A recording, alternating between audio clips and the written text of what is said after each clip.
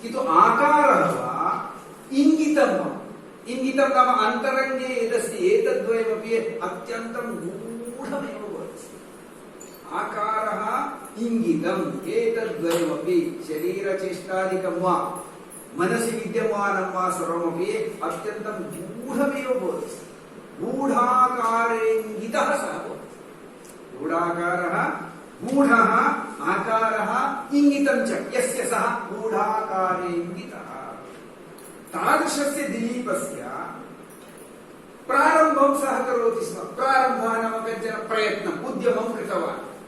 उद्यमं कृतवान् चेत् फलानुमेयाः भवन्ति स्म। फलं दृष्ट्वा ओहो एतत् कार्यं करणीयं चेत् सः कथं योजनां कृतवान् स्यात् फलं दृष्ट्वा प्रारम्भस्य अनुमानं करणीयमस्ति। अस्माकं गुरवः सद्यकाले एकम् उदाहरणम् उक्तवन्तः। इदानीं भवतां सर्वेपि 2,000 रूप्यकाणां पत्रं दृष्टवन्तः किल? भवन्तः दृष्टवन्तः। तद् यस्मिन् दिने आगतं तद्विषयकभाषणम् अभवत्। तत्पूर्वं भवन्तः जानन्ति स्म वा एतादृश नोट् मुद्रणं क्रियमाणमस्ति प्रिण्ट् इति भवन्तः ज्ञातवन्तः आसन् वा? केऽपि ज्ञातवन्तः नासन्। यस्मिन् दिने सा घोषणा अभवत् प्रायः अस्माभिः सर्वे एतदर्थं कदा योजना आरब्धा स्यात्, कदा मुद्रणकार्यम् आरब्धं स्यात्, फलं दृष्ट्वा अस्माभिः प्रयत्नस्य अनुमानं करणीयं न वा? उत्तमस्य राज्ञः लक्षणं किमिति चेत् फलं दृष्ट्वा प्रयत्नस्य अनुमानं करणीयमस्ति। प्रारम्भाः फलानुमेयाः आसन्। दिलीपः किमपि कार्यं करोति चेत् तस्य फलं यथा सिद्धं भवति तदा एव तस्य प्रयत्नस्य कल्पना करणीया आसीत्। तादृशासीत्। तद्विरुद्धरूपेण अन्ये केचन भवन्ति। ते किं कुर्वन्ति? अस्माभिः एतादृशं महत् कार्यं क्रियते करिष्यते आरम्भे एव महान् प्रचारः सर्वासु पत्रिकासु फ्लेक्स् इत्यादि सर्वं महाकार्यक्रमः इति। कार्यक्रमस्य आरम्भः 6 मासानाम् अनन्तरम्। इदानीमेव प्रचारस्य आरम्भः सर्वत्र प्रचारः अन्ततो भूत्वा कार्यं तु एतावत् लघु भवति। एतद् न तद्विरुद्धं साक्षात्।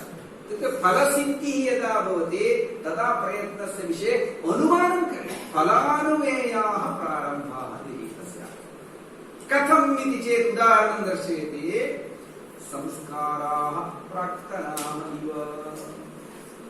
केषाञ्चित् जनानां व्यवहारे अत्यन्तम् उत्तमाः व्यवहाराः दृश्यन्ते। केषाञ्चित् व्यवहारः तं व्यवहारं दृष्ट्वा वयं वदामः तस्य संस्कारः अतीव समीचीनः। संस्कारः नाम पूर्वजन्मनः वासना। कथमस्ति इति चेत् संस्कारः एतादृशः संस्कारः अतीव दुर्लभः इति वदामः। प्राक्तनः संस्कारः इति वदामः। जनस्य व्यवहारं दृष्ट्वा संस्कारः प्राक्तनः पूर्वतनः संस्कारः इति अनुमानं कुर्मः। एवमेव दिलीपस्य कार्यस्य फलं दृष्ट्वा तस्य कीदृशः प्रयत्नः स्यात् इति ऊहः करणीयः आसीत्। अतः सः फलानुमेयप्रारम्भः आसीत्। दिलीपः संवृतमन्त्रस्य गूढाकारेङ्गितस्य च तस्य प्रारम्भाः फलानुमेयाः आसन्। कथमिव इति पृच्छति चेत् प्राक्तनाः संस्काराः इव। पुनः एकवारम् अन्वयं वदामि। संवृतमन्त्रस्य गूढाकारेङ्गितस्य च तस्य दिलीपस्य प्रारम्भाः नाम उद्यमाः प्राक्तनाः संस्काराः इव फलानुमेयाः आसन्। आसन् इति क्रियापदम् अध्याहतम्। सर्वे शब्दाः ज्ञाताः वा? गूढ इत्युक्ते रहस्यं गूढम्। इंगितम् आकारः एतद्वयम् अतीव रहस्यं भवति स्म। गूढं भवति। पूर्वतनाः एव प्राक्तनाः। पूर्वम् इत्युक्ते प्राक् इति एकम् अवयवमस्ति। प्राक्तनम् अद्यतन पूर्वतन प्राक् इति शब्दः अस्ति। प्राक्तनः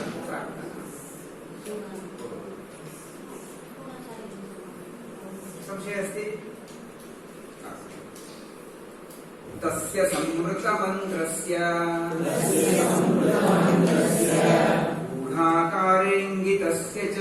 गूढाकारेङ्गितस्य च फलानुमेयाः प्रारम्भाः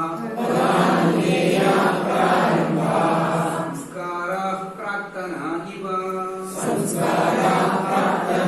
इव प्रजानां विनयाधाना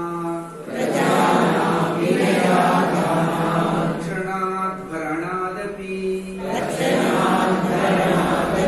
सपिता पितरस्तासाम् केवलं जन्म हेतवः प्रजानां विनयाधाना रक्षणात् भरणात् अपि सः पिता पितरः तासां केवलं जन्म हेतवः। कश्चन पिता अस्ति चेत् पितुः कानिचित् कर्तव्यानि भवन्ति। सर्वेणापि पित्रा करणीयानि कानिचित् कर्तव्यानि भवन्ति। कानि तानि कर्तव्यानि इति चेत् प्रथमं कर्तव्यमस्ति जन्मदानं। पितुः कारणात् एव मातुः शरीरात् पुत्रः वा पुत्री वा जायते, अतः जन्मदानम् एकं पितुः प्रथमं कर्तव्यम्। द्वितीयं विनयाधानम्। विनयशब्दस्य शिक्षणम् इत्यर्थः। शिक्षणस्य आधानं नाम शिक्षणदापनं, शिक्षाव्यवस्थाकरणं, विनयाधानं। पुनः तदनन्तरं तस्य रक्षणम्। अन्यस्मात् क्लेशः यथा न भवेत् तथा रक्षणं पितुः एकं कर्तव्यम्। पुनः भरणम्, आहारादिदानेन तस्य पोषणम्। अतः पितुः कर्तव्यानि कानि कानि? जन्मदानं, विनयाधानं, रक्षणं, भरणम् इति पितुः चत्वारि कार्याणि भवन्ति स्म। दिलीपस्य राज्ये तस्य याः प्रजाः आसन् तासां प्रजानाम् एतानि त्रीणि कार्याणि दिलीपः एव करोति स्म। किं किं कार्यं? विनयाधानं, रक्षणं, भरणं, त्रीणि अपि कार्याणि दिलीपः एव करोति स्म। तर्हि अन्ये सन्ति किल पितरः, तेषां कार्यं किं शिष्टमासीत् इति चेत् केवलं जन्मदानं। तस्मात् कारणात् ते सर्वे तेषां जनानां सर्वेषां पितृपदवाच्याः भवन्ति स्म। पितुः कर्तव्येषु केवलं जन्मदानम् इति यदस्ति तदेकं कार्यं तेषाम् आसीत्। अन्यत् सर्वं कार्यं यत् पित्रा करणीयमासीत् तत् सर्वमपि कार्यं दिलीपः स्वयमेव करोति स्म। सः स्वप्रजाः साक्षात् स्वीयाः प्रजाः इव पश्यति स्म। प्रजाशब्दस्य अर्थद्वयम्। प्रजा जनाः इत्यपि अर्थः, द्वितीयं प्रजाशब्दस्य सन्ततिः इत्यपि अर्थः। दिलीपः स्वीयाः प्रजाः इव पश्यति स्म, स्वीयाः सन्ततिः इव पश्यति स्म सः दिलीपः। अतः पितुः यानि कर्तव्यानि सन्ति तेषु कर्तव्येषु जन्मदानकर्तव्यं केवलं तासां प्रजानां पितॄणाम् आसीत्। अन्यत् विनयाधानं, रक्षणं, भरणम् एतानि त्रीणि अपि कार्याणि दिलीपः एव करोति स्म। भरणं नाम पोषणम्, आहारादिना पोषणं। वर्धनं यथा भवेत् तथा करणं तत् पोषणं। रक्षणं नाम बाह्यम् आक्रमणं किमपि भवेत्, सर्पः दशेत्, चोरः किमपि ताडयेत्, ततः रक्षणं। भरणं नाम पोषणं। शासनं विनयाधाने आगत्य शिक्षणं ददाति। विनयाधानम् अभवत् किल, विनयशब्दस्य शिक्षणम् इत्यर्थः। शिक्षणस्य व्यवस्थापनं, रक्षणं, भरणम् एतानि त्रीणि अपि कार्याणि दिलीपः एव करोति स्म। प्रजानां विनयाधानात्, रक्षणात्, भरणादपि सः एव सर्वासां प्रजानां सः पिता, सः एव पिता। तर्हि पितॄणां किं कार्यम् अवशिष्टम् इति चेत् ते केवलं तस्य जन्महेतवः, जन्मनि कारणीभूताः भवन्ति स्म। तदेकं कार्यं तेषाम् आसीत्। अन्ये अर्थानि सन्ति वा? भवितुम् अर्हति किन्तु अस्य कृषिस्य पोषणम् इत्यर्थः। एवं श्रुतवान् अधिकारं करोति इत्यपि अर्थे अस्ति। अधिकं करोति, अधिकारं करोति इति मलयाळभाषायां भवितुम् अर्हति। मलयाळभाषायां भरणकक्षी एवं भरणम् अत्र मलयाळव्याख्याने भरणशब्दस्य पोषणम् इत्येव अर्थः। अधिकारं करोति मलयाळभाषायां। संस्कृते तथा न स्यात् इति चिन्तयामि। उदरं भरणं उदरस्य पोषणं। मलयाळव्याख्यानेपि पोषणशब्दस्य एव प्रयोगः अस्ति। विनयाधान विनयशब्दस्य शिक्षणम् इत्यर्थः। शिक्षणम् एजुकेशन्, गिविंग एजुकेशन्, तस्य आधानं नाम संस्थापनं, शिक्षणस्य व्यवस्थापनं विनयाधानम् इति। विनयाधानं रक्षणं भरणम् एतानि सर्वाणि कार्याणि सः एव करोति स्म इति कारणतः सः एव तासां वस्तुतः पिता आसीत्। स पिता पितरस्तासां, सः तासां सर्वासां प्रजानां, तासाम् इति स्त्रीलिङ्गः किमर्थं? प्रजाशब्दः स्त्रीलिङ्गः। स पिता पितरस्तासां, तर्हि पितरः सन्ति किल, तेषां किं कार्यमिति चेत् तासां पितरः केवलं जन्महेतवः, जन्मनि कारणीभूताः भवन्ति स्म। अन्वयः प्रजानां विनयाधानात् रक्षणात् भरणात् अपि सः तासां पिता, पितरः तासां केवलं जन्महेतवः आसन्। प्रश्नः अस्ति कोऽपि? प्रजानां विनयाधानात् रक्षणात् भरणादपि स पिता पितरस्तासां केवलं जन्महेतवः। द्वेष्यो विसम्मतः शिष्टः तस्यार्थस्य यथौषधम् त्याज्यो दुष्टः प्रियोऽप्यासीत् अङ्गुलीवोरगच्छत।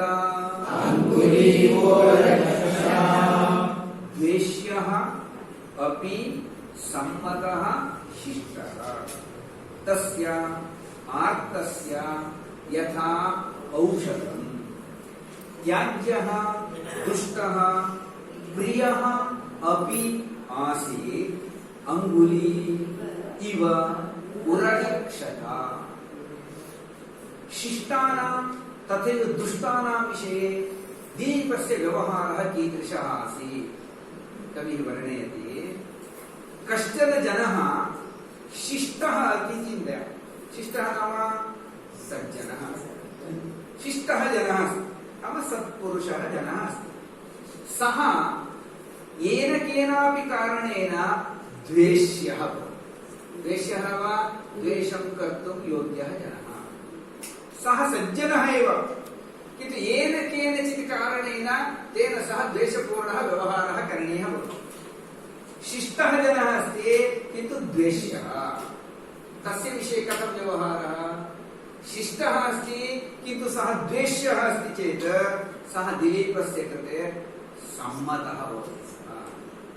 यद्यपि तस्य मनः नाङ्गीकरोति तद्वेषं कर्तुं योग्यः, तथापि सः शिष्टः अस्ति इति कारणतः मनः नाङ्गीकरोति चेदपि सः तं रक्षति स्म। सः जनः तस्य सम्मतः अङ्गीकारार्थः आसीत्। शिष्टः जनः यः अस्ति सः द्वेष्यः अस्ति चेदपि, द्वेषं कर्तुं योग्यः एव अस्ति चेदपि दिलीपस्य सम्मतः अङ्गीकारार्थः आसीत्। कथमिव इति चेत् उपमां दर्शयति, आर्तस्य यथा औषधम्। आर्तः नाम रुग्णः, अस्वस्थः अस्ति, अस्वस्थः भवति, महान् ज्वरः अस्ति, औषधरूपेण विशिष्य आयुर्वेद औषधम् आनीय ददाति। अतीव तिक्तमस्ति कषायः, एतत् पातव्यम्, न शक्यते इति वदति। तद्वेष्टुम् इच्छति किन्तु औषधम् इति कारणतः यद्यपि तद्वेष्यमस्ति तदस्तु इति कृत्वा स्वीकरोति। होमियोपति औषधं न, होमियोपति औषधं सर्वमपि अतीव रुचिकरमेव भवति। अतः तिक्त आयुर्वेद औषधमिव यद् वस्तुतः तद् द्वेष्यं नाम स्वीकर्तुम् इच्छा न भवति तथापि सम्मतं भवति। किमर्थम् आर्तस्य औषधमिव। आर्तः रुग्णः जनः अस्ति, औषधं यदस्ति तद् रुचिकरं नास्ति चेदपि यथा सेवते तथा। आर्तः रुग्णस्य अस्वस्थस्य आर्तस्य औषधं यथा तथा तद्वदेव दिलीपस्य शिष्टः जनः द्वेष्यः अस्ति चेदपि सः सम्मतः अस्ति। प्रथमपङ्क्तेः अर्थः ज्ञातो वा? शिष्टः जनः द्वेष्यः अस्ति चेदपि सः सम्मतः अस्ति। कथमिव इति चेत् आर्तस्य औषधमिव। आर्तः नाम रुग्णः, तस्य औषधं तत्रापि तिक्तम् औषधम् यदस्ति तद् त्यक्तुं योग्यं चेदपि अङ्गीकारः भवति। किमर्थम्? अनन्तरं स्वस्थता भवति इति कारणतः। एवमेव दुष्टः जनः अस्ति चेत् सः प्रियः एव जनः, तस्य प्रियः एव बन्धुषु एव एकः इति चिन्तयति, प्रियः जनः अस्ति किन्तु सः दुष्टः अस्ति चेत् त्यागः करणीयो वा इति प्रसङ्गः आगतश्चेत् निश्चयेन त्यज्यः। यद्यपि सः प्रियः बन्धुः एव अस्ति, बहून् राजकीयक्षेत्रे पश्यामः, राजनैतिकक्षेत्रे केऽपि गुणाः न भवन्ति, तस्य बन्धुः अस्ति एकः एव गुणः, सः कार्यं करोति चेदपि तं रक्षति, किन्तु दिलीपः तथा न करोति स्म। यः दुष्टः अस्ति सः प्रियः अस्ति चेदपि सः त्याज्यः भवति स्म। यद्यपि तस्य प्रियः सः तथापि सः त्यक्तुं योग्यः भवति स्म। कथम्? अत्र एका उपमा दर्शिता अस्ति, अङ्गुलीवोरगक्षता।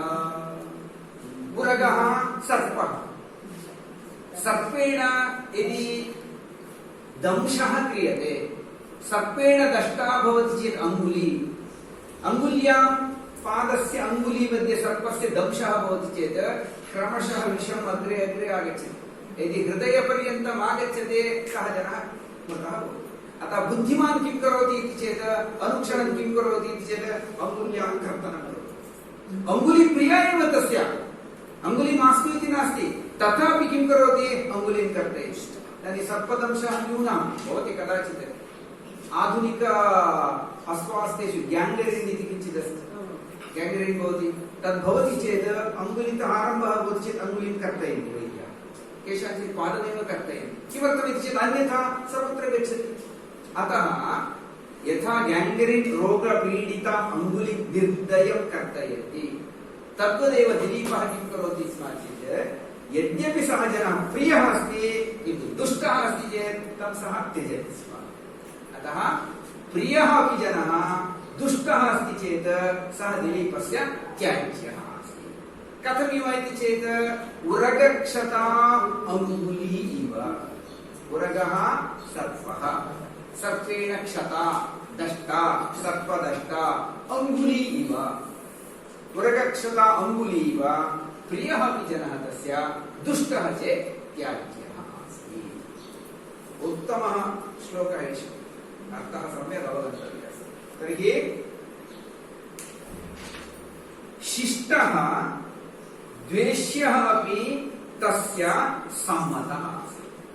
कथमिति चेत् आर्तस्य यथा औषधं, द्वितीयं दुष्टः जनः प्रियः अपि त्याज्यः अस्ति। कथमिव इति चेत् उरगक्षता अङ्गुली इव। एवम् अस्ति। पुनः एकवारं वदामि, शिष्टः जनः तस्य द्वेष्यः अपि सम्मतः, आर्तस्य यथा औषधम्। दुष्टः प्रियः अपि त्याज्यः आसीत् उरगक्षता अङ्गुली इव। सर्वे शब्दाः ज्ञाताः वा? द्वेष्यो विसम्मतः शिष्टः, तस्यार्तस्य यथौषधम्, त्याज्यो दुष्टः प्रियोऽप्यासी अंगुलीवोरगच्छता। वस्तुतः बहवः श्लोकाः सन्ति मूले, तत्र केचन एव सङ्गृहीताः। तत्र अन्तिमश्लोकः सवेलावप्रवलया परिकीकृतसागरम्। सागरम् अस्ति, पुनः सागरा इति भवेत् मुद्रणदोषः। अनन्यशासनामुर्वी शशासैकपुरीरिव सः वेलावप्रवलया परिकीकृतसागरा अनन्यशासनाम् उर्वी शशास एकपुरीम् इव। दिलीपस्य महत् साम्राज्यमासीत्, महत् साम्राज्यम्। कियत् महत् आसीत् इति चेत् तस्य उर्वी, उर्वी नाम भूमिः, उर्वी पृथिवी भूमिः। तस्य उर्वी कियत् विशाला इति चेत् वेलावप्रवलया आसीत्। वप्रवलया इति शब्दः अस्ति। वप्र शब्दस्य प्राकारवेष्टनं, काम्पौण्ड् वाल् इति। वप्रवलयः वप्र शब्दस्य काम्पौण्ड् वाल् इत्यर्थः। दिलीपस्य वयं कुत्र काम्पौण्ड् वाल् स्थापयामः इति वदन्तु। अस्माकं भूमिः यत्र समाप्ता भवति एतावत् पर्यन्तं मम भूमिः इति अहं स्पष्टीकर्तुम् इच्छामि। तदर्थं किं करोमि, वप्रवलयम् अहं कल्पयामि। दिलीपस्य भूम्याः वप्रवलयः कः इति चेत् वेला। वेला नाम समुद्रकूलं, समुद्रतीरं। समुद्रतीर एव तस्य भूम्याः सीमा, वप्रवलयः। यावत् पर्यन्तं भूमिः अस्ति सा सर्वापि भूमिः दिलीपस्य। दिलीपस्य भूमेः वप्रवलयः कः इति चेत् वेला। वेला नाम कूलं, तीरं, समुद्रतीरं। समुद्रपर्यन्तापि भूमिः तस्यैव। आसमुद्रक्षितीशानाम् इति पूर्वमुक्तमस्ति। अतः दिलीपः इदानीं कीदृशः इति चेत् वेलावप्रवलयायाः भूम्याः अधिपः आसीत्। अतः वेलावप्रवलया। पुनः परिकीकृतसागरम्। परिखा इति किञ्चित् भवति। राजानः भवन्ति चेत् ते राजभवनं कुर्वन्ति, राजभवनं परितः दुर्गं कुर्वन्ति। दुर्गस्य अनन्तरं किं कुर्वन्ति इति चेत् एकं कृतकां नदीं कल्पयन्ति, परिखा इति वदन्ति। तस्यां नद्यां बहवः मकराः दुष्टाः भवन्ति। किमर्थम् इति चेत् शत्रवः अन्तः यथा नागच्छेयुः तथा करोति। भवन्तः यदा कदापि रामायणं दूरदर्शनमध्ये आगच्छति स्म, तत् दृष्टवन्तः चेत् तत्र तत्सर्वं दर्शितवन्तः आसीत्। लङ्कानगरं तथा आसीत्। नगरं परितः परिखा अस्ति। तर्हि दिलीपस्य भूमिः या अस्ति तस्याः भूम्याः परिखा का इति चेत् परिकीकृतसागरः। सागरमेव सः स्वस्य भूम्याः परिखामिव कृतवान् आसीत्। तो दिलीपस्य भूम्याः परिखा का इति चेत् सागरः एव। परिकीकृतसागरः अस्ति उर्वी, परिकीकृतसागरः। पुनः दिलीपः यदा शासनं कुर्वन् आसीत् तदा अत्र अन्यत्र अन्यत्र मध्ये मध्ये अन्ये राजानः इति नासन् एव। तमिळ्नाडु मध्ये कश्चन चोळः इति वा, अथवा कर्णाटक मध्ये कश्चन कृष्णदेवराय इति वा, भिन्नाः भिन्नाः राजानः न। समग्रस्य भूम्याः एकः एव राजा। अनन्यशासना आसीत् उर्वी। उर्वी नाम भूमिः। अनन्यशासन, अन्येन शासनं नार्हति। अनन्यशासन, एकः एव शासकः। तादृशी अनन्यशासना उर्वी। तादृशी महती भूमिः अस्ति। तस्याः भूम्याः पालनं कियत् कष्टं स्यात् न वा। एकं मुन्सिपालिटी कार्पोरेशन् अस्ति चेत् तस्य शासनं कर्तुमपि अतीव कष्टं भवति। दिलीपः कथं शासनं कृतवान् स्यात् इति चेत् कविः वदति, तादृशीं उर्वीं सः शशास एकपुरीमिव। एकस्य नगरस्य रक्षणं शासनं कियता सुखेन कर्तुं शक्यते तथा सम्पूर्णभूम्याः शासनं सः अनायासेन अनन्यशासनामूर्वीं सः एकपुरीमिव शशास। एकस्य नगरस्य रक्षणं यथा करणीयं तथा सुखेन इत्युक्ते अत्यन्तकष्टेन विना सः शासनं कृतवान्। अनन्यशासनापूर्वीम् एकपुरीमिव शशास। एकं नगरं यथा शास्ति, एकस्य नगरस्य शासनं यथा करोति तथा लीलया सह सम्पूर्णभूम्याः शासनं कृतवान्।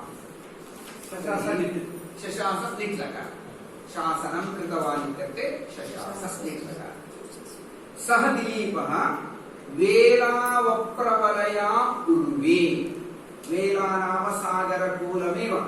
सागरकूलमेव यस्याः वप्रवलयः अस्ति, प्राकारवेष्टनम् अस्ति, तादृशीं भूमिं वेलावप्रवलया।